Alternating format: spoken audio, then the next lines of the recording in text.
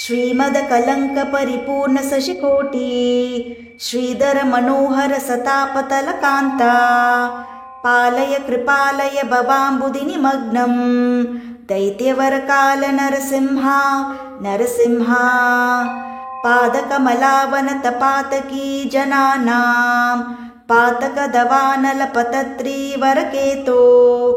भावनपरायण भवार्ती हरया मां पाहि कृपयैव नरसिंहा नरसिंहा तुङ्गनकपङ्क्तिदलितासुरवराश्रो पङ्कनवकुङ्कुमविपङ्किलमहोरः पण्डितनिदानकमलालया नमस्ते पङ्कजनिषण्ण नरसिंहा नरसिंहा मौलीषु विभूषणम् इव मरावराणां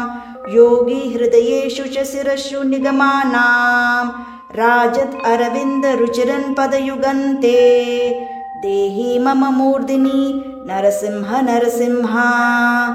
वारिज विलोचन मदन्ति मदशायां क्लेशविवशीकृत समस्तकरयानां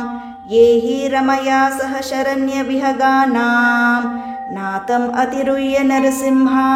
नरसिंहा हातक किरीटवरहारवनमाला तारारचन मकरकुण्डलमनीन्द्रैः भूषितमशेषनिलयं तव वपुर्मे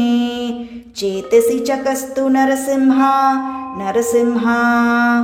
इन्दुरविपावकविलोचन रमाया मन्दिरमहाभुजलसद्वररताङ्गा सुन्दरचिरय रमतां त्वयि मनो मे